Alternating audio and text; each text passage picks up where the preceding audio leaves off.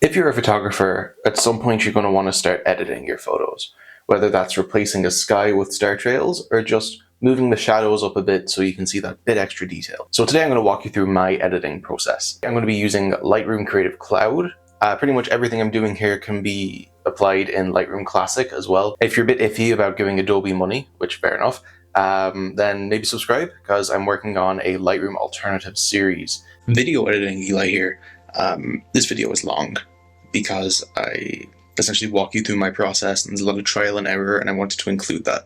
So just heads up, this video is long. So this is the first image I'm going to edit. I've already removed all previous edits, so this is a raw photo. And you can see this was taken on my DJI Mini 2, and it's even showing a map there. So yeah, let's jump in. So first thing I like to do when I have an image I'm going to edit is look at what I think it needs. You can see we've got quite a bit of bright light coming in there at the side. We could definitely do a cropping a bit just to bring out this line here of the boats going out to sea. And I like to keep my aspect ratio the same because I really like the 4:3 aspect ratio, but if you want to change to something else, maybe 16:9 for like a desktop background, you can do that here as well. I'm just going to drag this down a little bit, I think.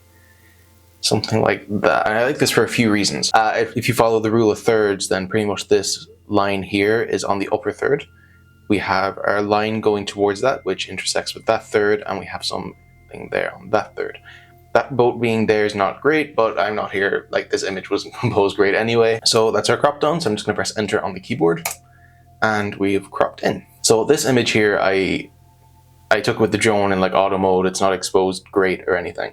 So I might want to bring out the information here, but if I bring up that exposure, then we're going to lose a lot of detail there.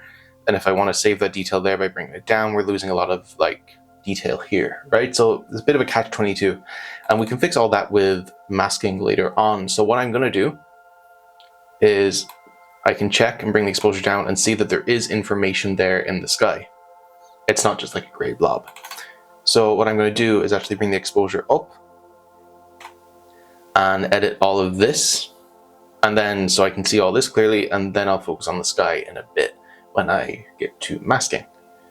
Contrast, you can bring it up and then the stones, but I think this image doesn't need it. I'm going to go for quite a kind of calm, chill look, so I'm actually going to bring the contrast down a little bit. Highlight wise, that's more for the sky. Shadows, we've already kind of fixed all that by bringing the exposure up. You can see my approach here is just move the sliders, and if it changes, then mess around with it. I might bring the blacks down just a little bit so we can see some of these tire tracks in the stone and like the shadows there on the reeds. But overall, for light, it doesn't look like we've done a lot, and in fact I kind of do prefer the before just because of the sky, but again, we're going to fix that later on with masking. There's also your point curve here if you want to do that. S-curves are very popular where you do like this. Not like that rather, but like this. So that's our light one, and then we have color, and normally I would go straight to color, but I want to fix the sky, so I'm going to make a mask.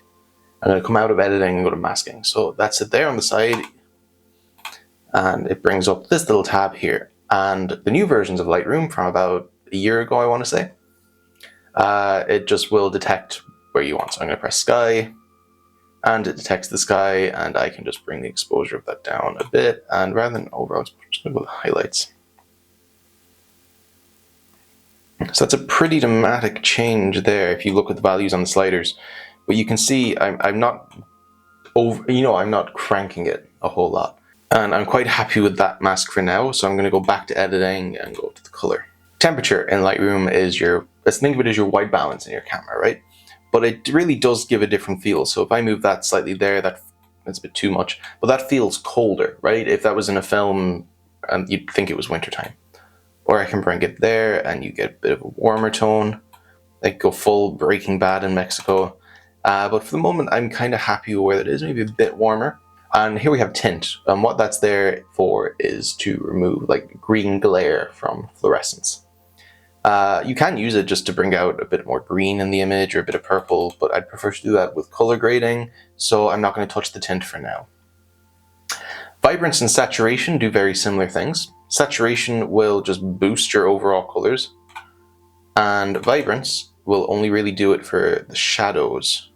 So you can see that's a very different, like if I whack that up to 100, That's a very different effect than if I do that. And you can just double click on a dial and it will go back to the middle or the original value, which is quite useful. So I think a little bit more saturation and even just a bit of vibrance is needed.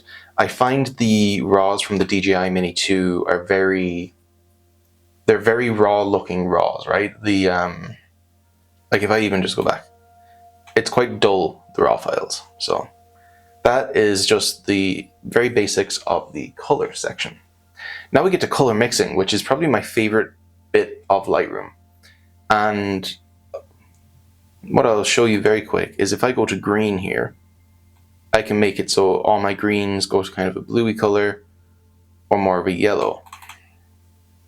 And you can see when I could desaturate all my greens, but this mossy stuff here, right, that's still there.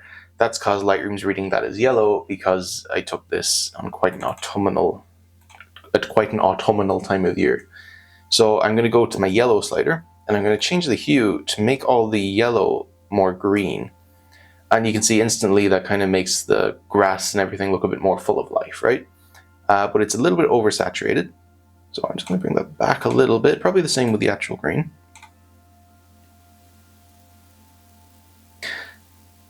Message was that on? Okay. Then I quite like the red on that boat. So we can go to red and I can make that boat look purple or I can make it look orange. I'm going for a slightly more magenta kind of tone there, and I might even bring the saturation up just a bit. Now, you know, ideally our sky would be blue and our water would be blue as well. Not the case that day. I might cover how we could do that in a bit when I get onto masking properly, but I just want to change that blue to be a bit more of a color. And you can see it's quite a dramatic difference just there, but it doesn't look super unnatural either. And you can go super unnatural. You can have it so that like you get that and you get like full autumn. But I'm just gonna Command Z that for undo.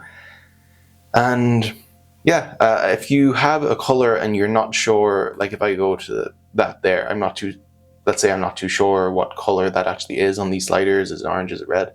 You can click this little section and then you get this pop up here, so I can change the hue and I can click and actually drag on that, the color that is.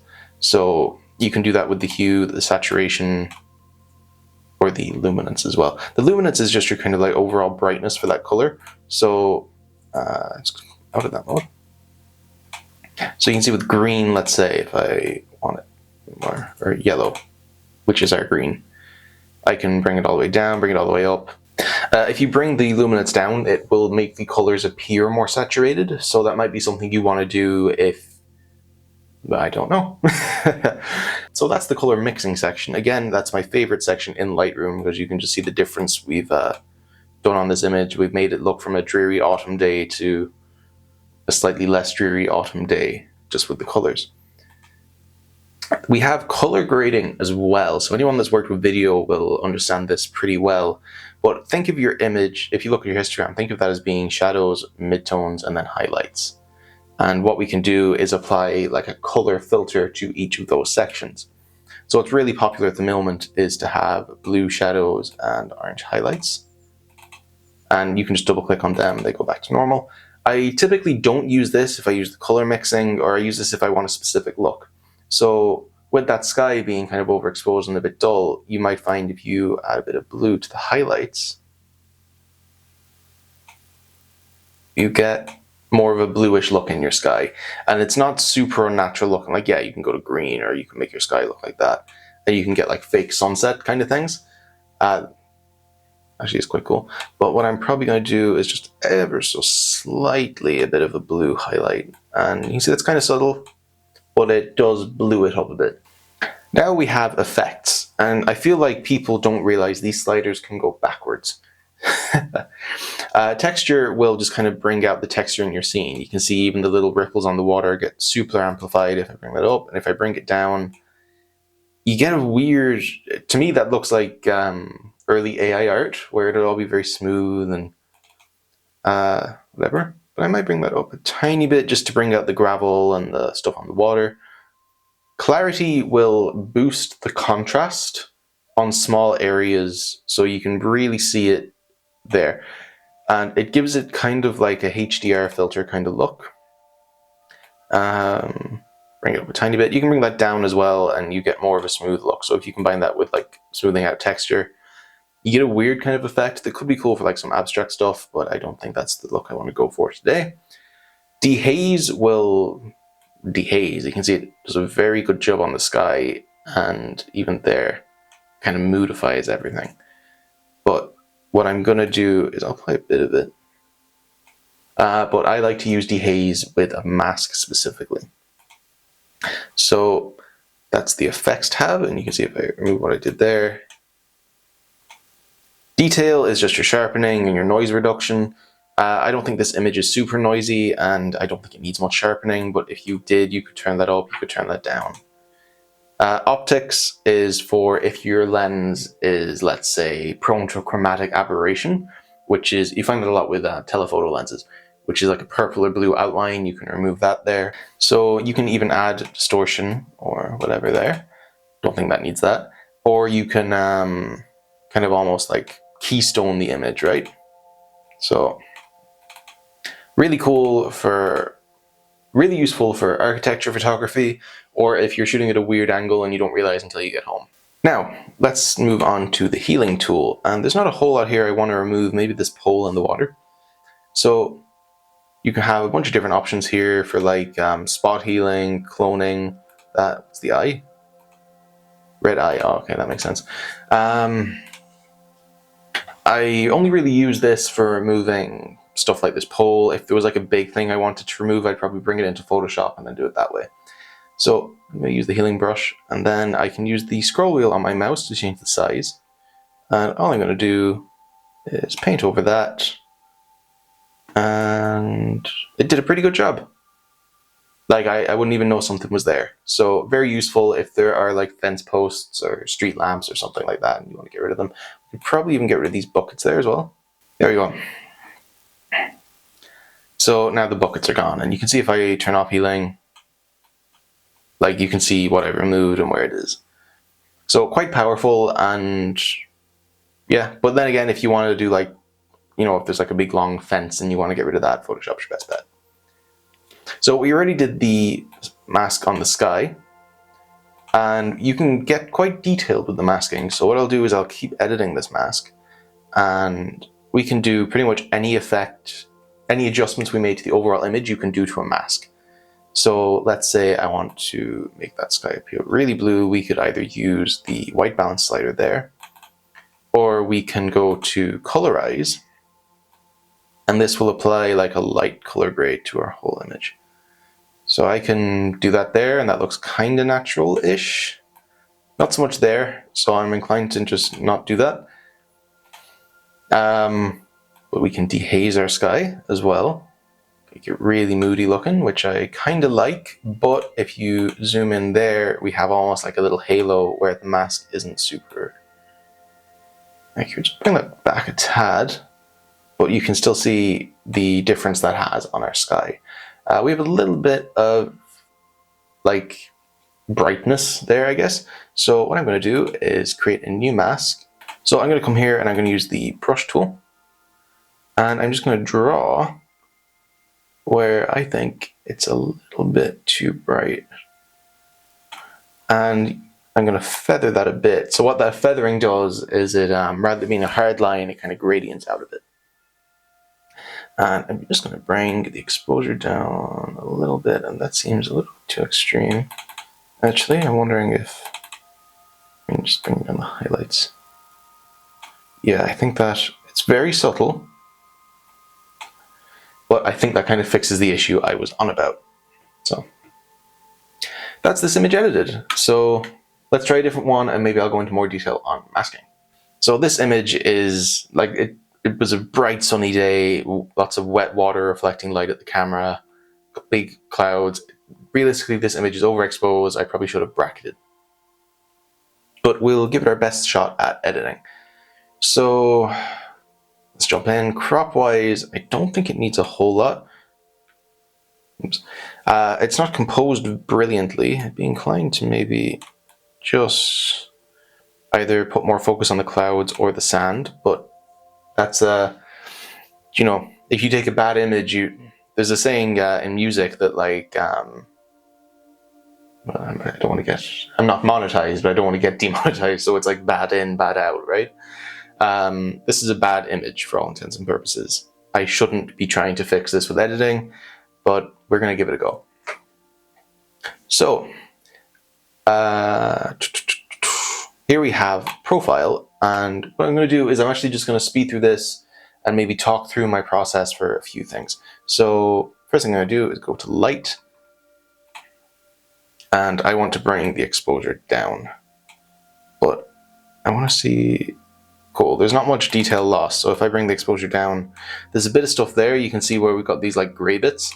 That's like clipping the sensor on the camera. So it's not the end of the world because we're going to keep them being quite bright and white anyway. So I'm just going to bring the whole exposure down a bit and bring the shadows up.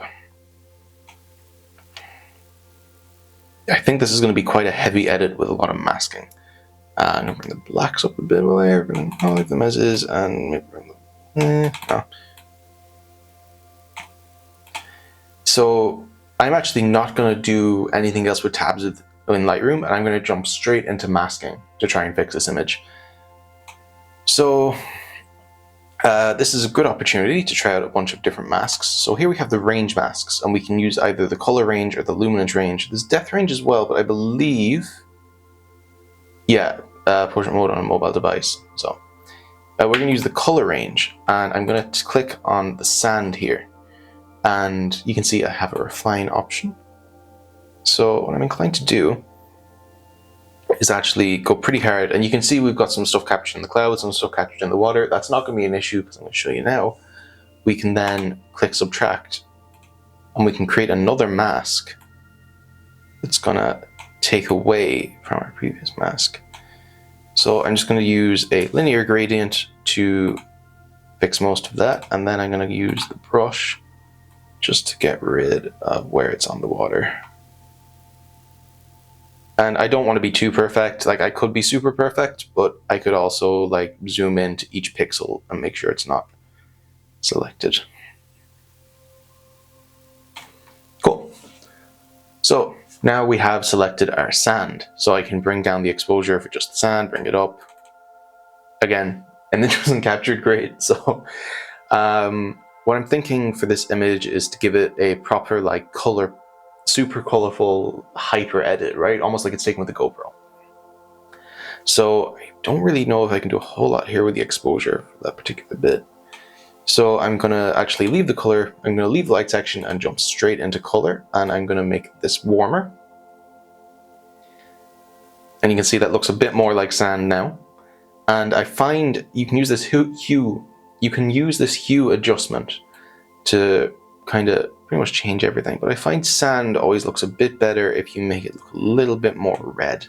So I want this image to have three main colors by the time I'm done. I want it to have the golden sand, I want it to have nice green grass, blue sky, and blue sea. So here's hoping. Now it looks like I have a few bits there in the mask that weren't properly captured, so I'm going to use another linear gradient and just kind of add a bit there. So you can see now, mask off, mask on. It doesn't look unnatural, but it's not what was there. So, and I'm going to keep doing this. I'm going to make another mask that's a color range, and I'm going to hope that I can capture the green grass, and that seems to have done a fantastic job.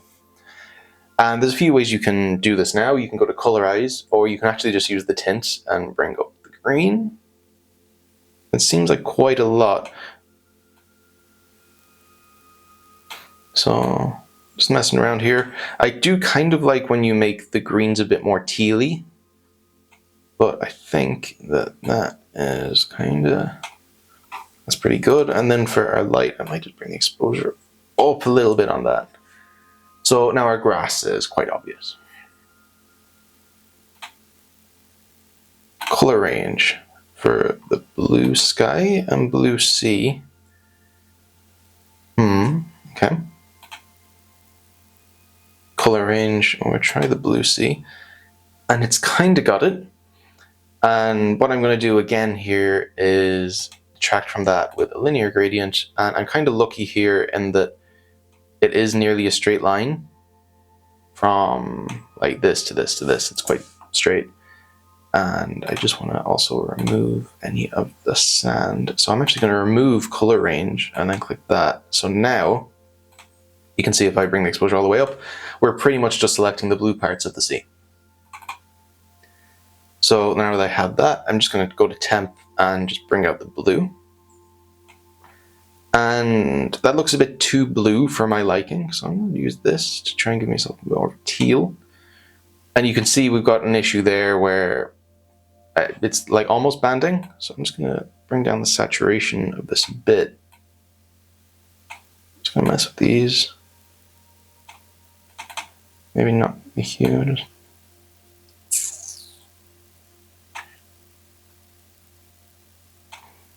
Bring exposure down a bit. So it's not super blue. And in fact, I think I'm missing out a bit there. So I'm just going to use the brush and just see.